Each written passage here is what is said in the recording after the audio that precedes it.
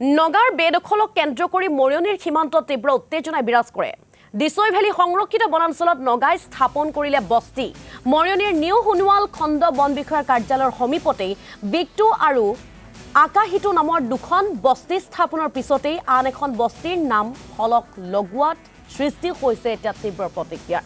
নগাৰ আগ্ৰাসনত ভীতিগ্ৰস্ত হৈ পৰিছে সীমান্তবাসী অসমীয়া, যাৰ বাবে এতিয়া উজাগৰি নিশা কটাবলগীয়া হৈছে সীমান্তবাসী ৰাইজে।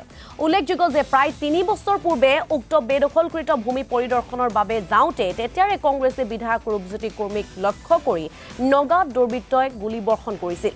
কিন্তু ঘটনা সংঘটিত হোৱা স্থানতে নগাই সম্প্ৰতি ঘৰ দুৱাৰ নিৰ্মাণ কৰি স্থায়ীভাৱে বসতি কৰিবলৈ আৰম্ভ কৰিছে যদিও প্ৰশাসনে কিন্তু কোনো পদক্ষেপ গ্ৰহণ নকৰাৰ অভিযোগ উত্থাপন কৰিছে স্থানীয় ৰাইজে। আমি আপোনালোকক পৰিৱেশ দেখুৱাইছোঁ, অৰ্ধসামৰিক বাহিনীও মোতায়েন কৰিছে কোনো ধৰণৰ যাতে অপ্ৰীতিকৰ পৰিস্থিতিৰ সৃষ্টি নহয়, সীমান্তত যাতে কোনো অবৰ্ণনীয় পৰিস্থিতিৰ সৃষ্টি নহয়। এতিয়া নগাৰ বেদখলক কেন্দ্ৰ কৰি পুনৰ মৰিয়নিৰ সীমান্তত উত্তেজনাই বিৰাজ কৰা দেখিবলৈ পোৱা গৈছে।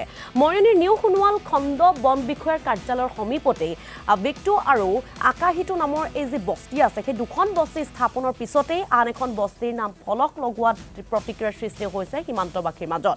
নগাৰ আগ্ৰাসনত এতিয়া ভীতিগ্ৰস্ত হৈ পৰিছে সীমান্তবাসী অসমীয়া, যাৰ বাবে এতিয়া উজাগৰি নিশা কটাবলগীয়া হৈছে সীমান্তবাসী ৰাইজে। ইতিমধ্যে আমি উল্লেখ কৰিছোঁ যে দেখিবলৈ পোৱা গৈছিল প্ৰায় ৩ বছৰ পূৰ্বে উক্ত বেদখলকৃত ভূমি পৰিদৰ্শনৰ বাবে গৈছিল কংগ্ৰেছী বিধায়ক, তেতিয়াৰে কংগ্ৰেছী বিধায়ক ৰূপজ্যোতি কুৰ্মী, আৰু তেতিয়া যাওঁতে নগা দুৰ্বৃত্তই কিন্তু গুলীবৰ্ষণ কৰিছিল ৰূপজ্যোতি কুৰ্মীলৈ। কিন্তু ঘটনা সংঘটিত হৈ যোৱাৰ পাছতেই বা ঘটনা সংঘটিত হোৱা সেই স্থানতেই নগাই সম্প্ৰতি ঘৰ দুৱাৰ নিৰ্মাণ কৰি এতিয়া স্থায়ীভাৱে বসতি কৰি আছে। কিন্তু তাৰ পাছতো প্ৰশাসনে বিষয়টো সন্দৰ্ভত কোনো ধৰণৰ গুৰুত্ব আৰোপ কৰা নাই বা এই বিষয়টো সন্দৰ্ভত প্ৰশাসনে কোনো ব্যৱস্থাও গ্ৰহণ কৰা নাই, পদক্ষেপ গ্ৰহণ নকৰাৰ অভিযোগ উত্থাপন কৰিছে সেই অঞ্চলটোৰ ৰাইজে।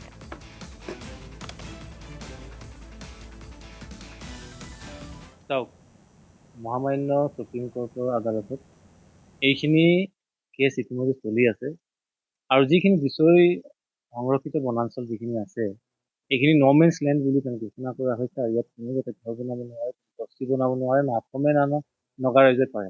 কিন্তু সেইটো সময়ত আমি বাৰম্বাৰ দেখি আহিছোঁ যে ইয়াত কেইবাটাও বস্তি ইতিমধ্যে স্থাপন হ'ল, আৰু ইতিমধ্যে এইকেইদিন আমি চাই পাইছোঁ য'ত অসম চৰকাৰে উচ্ছেদ কৰিছিলে আৰু তাত নগাৰ মানুহখিনি তেওঁলোক খেদি পঠিয়াইছিল যদিও আকৌ এখন বস্তি আমি বিকহতু বুলি আমি এখন বস্তি পাইছোঁ, য'ত বিকহতু আৰু আকিটো এনেকে বুলি দুটা বস্তি, আকৌ দুখন বস্তি লগ লাগি আছে বুলি আমি ইতিমধ্যে জানিব পাৰিছোঁ।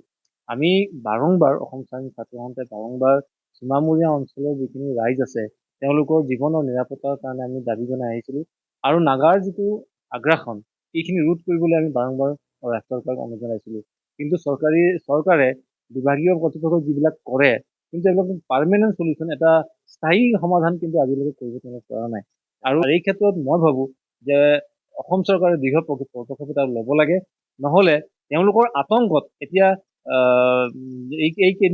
এই বছৰতেই আমি ৰংখামুখ চাইছিলোঁ য'ত লেপ্ৰচি কেম্প আছে, তাত নগাই আহি বাগান কাটিছে, বেদখল কৰিছে, আমাৰ মানুহক প্ৰাণে আমাৰ ভাবুকি দিছে, আমাৰ মানুহবিলাকক তেওঁলোকে তাৰ পৰা খেদি পঠিয়াইছে।